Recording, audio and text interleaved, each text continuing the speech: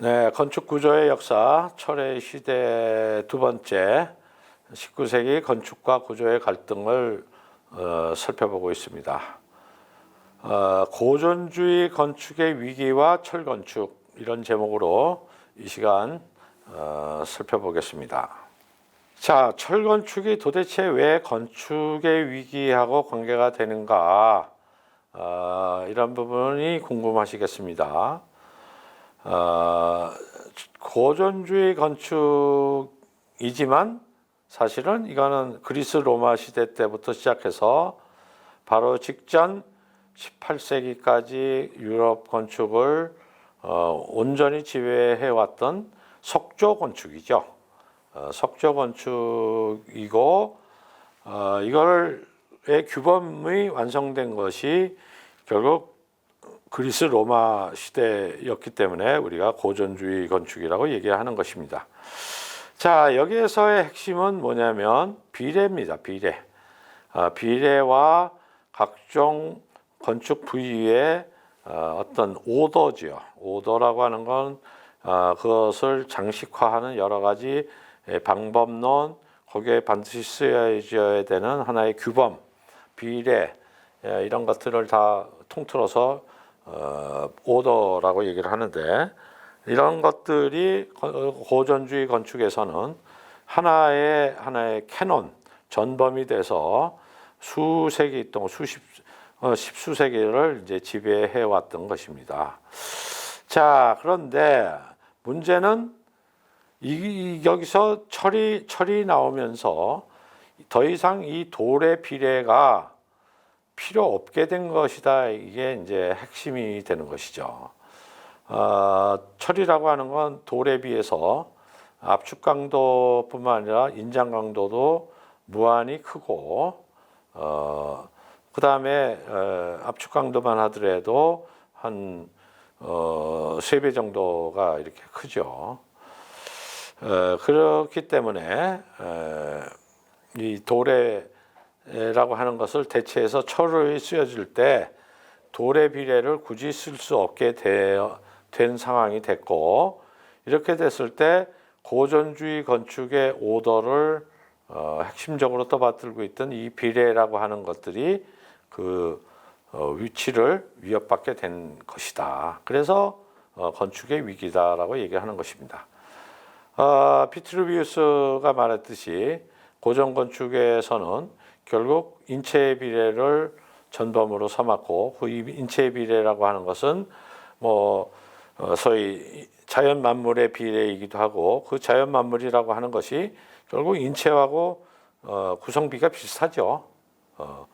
다 산소, 탄소, 약간의 무게물로 되어 있는 그런 유기체의 비율이고, 메탈이 없는 이런 구조체의 비율이니까 또 비율이 비슷할 수밖에 없었던 이런 사유에서 고전주의는 어떤 신인 동형론에 의한 그에 따른 고유의 비례를 갖고 있었는데, 자, 오른쪽 그림에서와 같은 에펠탑이라고 하는 것은 말 그대로 이 건축가들에 따르면 수위 듣보잡이다 이 말이에요. 듣도 보도 못한 이상한 게 나타나서 뚝하니 이렇게 서 있는데 그들이 볼 때는 이거는 건축이 아니죠.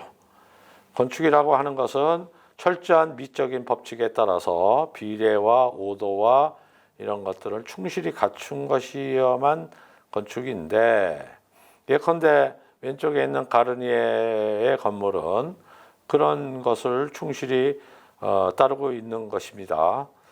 전면은 전부 그리스 로마 양식의 그런 오더를 따르고 있고, 기둥과의 간격이 넓어질 필요가 있으니까 기둥 2개로 그것을 만들고, 코니스니 엔타블레이션이 박공지붕이니 거기에 따른 여러 가지 장식, 이런 것들이 다 고전주의 규범에 따른 것이고, 이 사람들은 그런 것을 충실히 가르쳐줬던 에콜드 보자르 출신들이기 때문에 자기네들이 건축이란 이런 것이다라는 것에 대한 관념이 너무나 뚜렷했던 사람이에요. 자, 그런데 여기에 소위 엔지니어라고 하는 자들이 나타나서 비례하고는 아무 상관없는 저런 것들을 만들어낸다. 그러니까 왼쪽 언급처럼 우리 도시 전체에서 보게 될 이것은 수세기에 걸쳐 내려온 도시 미관을 위협하고 철판으로 엮인 역겨운 기둥에 역겨운 그림자를 보게 될 것이다. 이런 것들을 얘기하는 거죠. 도시 미관이라는 것들이 고전주의 건축으로 다 뒤덮인 이 도시 미관에 저런 것들이 드러나는 것이 불쾌하기 짝이 없다는 얘기죠. 자, 그럼에도 불구하고 이제 모순이 생겨나기 시작합니다. 이 건물은 1790년에 게르망 수플로라는 건축가가 설계한 빵테온이에요. 빵테온. 빵테온은 이제 나폴레옹이 묻혀 있는 것으로도 유명하죠. 자, 여기에 고전주의의 오더를 다 지켜서 설계를 했습니다. 고전주의 건축의 비례라는 핵심은 비례니까 그 비례를 다 맞췄죠. 자, 그런데 위에 그림에서 보시죠. 그리스 건축의 기둥 간격은 다 5에서 7m 사이다라고 말씀을 드렸어요. 그것은 왜 그러냐?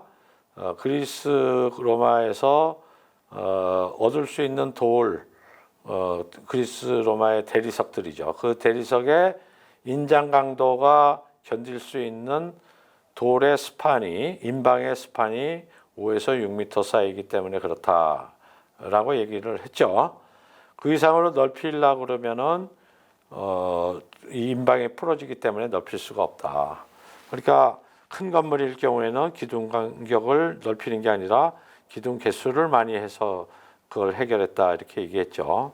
자, 그런데 문제는 이 수플로의 빵테온 같은 경우는 그거의 1.5배를 확대 복사하는 것이 된 것입니다. 기둥 간격이 6m가 아니라 한 9m 정도가 된 것이죠. 자, 그러면 어떻게 해야 됩니까? 기둥 간격은 넓어졌는데 전체적인 비례는 유지해야 되니까 복사기에다 놓고 1.5배를 할 수밖에 없죠. 그러니 어떻게 돼요? 스팬이 9m가 된다. 이러면 결국 무너지죠. 그래서 해법은 그 안에서만 바깥에서는 안 보이게 여기 그림처럼 철근을 몰래 삽입하는 것이 되는 겁니다. 자, 이거 반칙이죠. 반칙입니다. 철을 그렇게 혐오했음에도 불구하고 돌건축의 비례를 유지하기 위해서 철을 몰래 저기 안에다 숨겼다. 이건 분명한 반칙인데 그럼에도 불구하고 이것이 정당화되었다. 왜? 고전 건축의 비례라고 하는 건 너무너무 확실한 절대적인 명제고 법칙이었기 때문에. 왜 그렇죠? 이 비례 법칙이라고 하는 건 앞에 신인 동영론에서도 얘기했지만 이 비례라고 하는 건 인체의 비례고 인체의 비례는 또 뭐예요?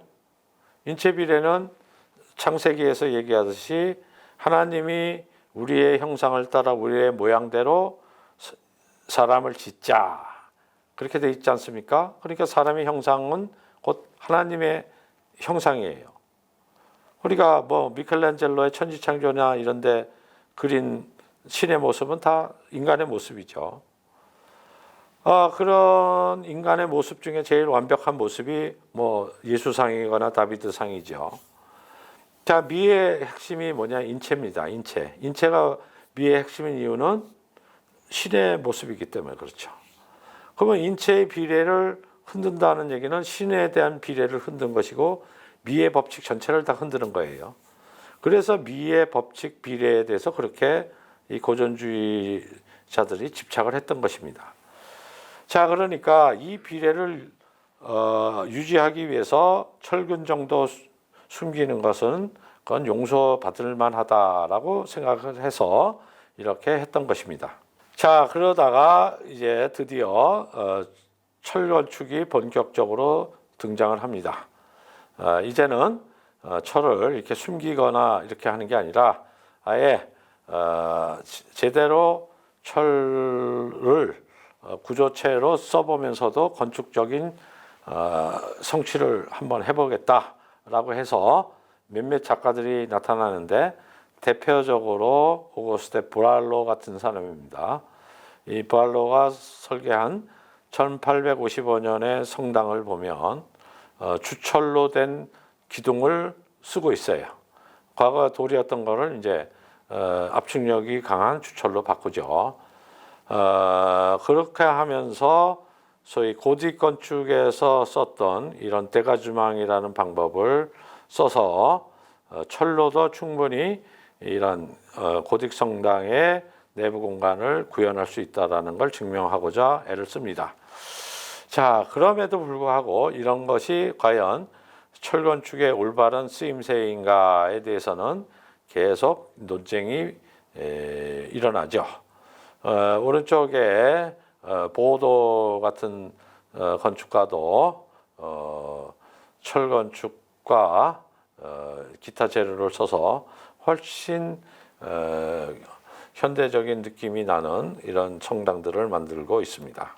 자, 반면에 비올레르딕이라고 하는 이 고딕 리바이벌리스트예요. 고딕 성당을 수리하거나 이랬던 건축가인데 이 사람은 이 고딕 성당의 특징이 소위 대가주망이라고 그래요. 대가주망이라는 건 안가주망의 반대말인데 이게 다 분해가 된다라는 얘기죠. 그 각각의 요소들이 다 분해해서 결합이 된다. 예를 들면 우리 팔이다 그러지만 이거는 이 뼈와 이 뼈가 이 관절을 통해서 결합이 되는 거죠. 자, 그런 식으로 되는 그런 방식을 철건축에서 구현해서 철건축의 새로운 하나의 양식을 보여줄 수 있다. 이렇게 주장을 하면서 철건축을 옹호하고 철의 적정한 하나의 구법, 그거에 맞는 하나의 디테일, 하나의 철에 맞는 하나의 건축적 캐논을 만들고자 애를 쓰게 됩니다. 자, 그 다음으로 이것을 조금 더 합리주의적으로 철을 더 건축적인 가능성으로 들여다보기 시작한 사람은 라 브루스트라는 사람입니다. 이 두 개의 건축이 이 사람의 대표작인데 하나는 생 주네비에브 도서관이고 오른쪽 그림은 파리에 있는 국립도서관이에요. 둘 다 철을 적극적으로 사용해서 내부 공간을 만들고 있습니다. 자, 그런데 그냥 철건축을 숨기거나 이런 것이 아니라 철건축이 갖고 있는 여러 가지 건축 장식적 가능성들을 그대로 드러내고 있죠. 그래서 왼쪽에는 철로 된 일종의 볼트 구조를 만들면서 여러 가지 장식적인 요소들을 두어서 그것 자체가 철이 충분히 장식적 요소로도 사용될 수 있다는 점을 부각을 시키고 있습니다. 오른쪽에서도 철과 기둥은 주철로 만들고 그 접합부에 충분한 오너멘트를 두어서 철이 새로운 건축 재료로서 가능성이 있다라고 하는 것을 증명을 하고 있습니다. 자, 그럼에도 불구하고 이 새로운 건축 재료 철은 고전주의 건축의 비례를 절대적으로 유지해야 된다라고 생각하는 정통파 아키텍트들하고는 여전히 갈등 관계에 있고 서로 타협하지 못한 채로 이 19세기 말을 넘기고 있습니다.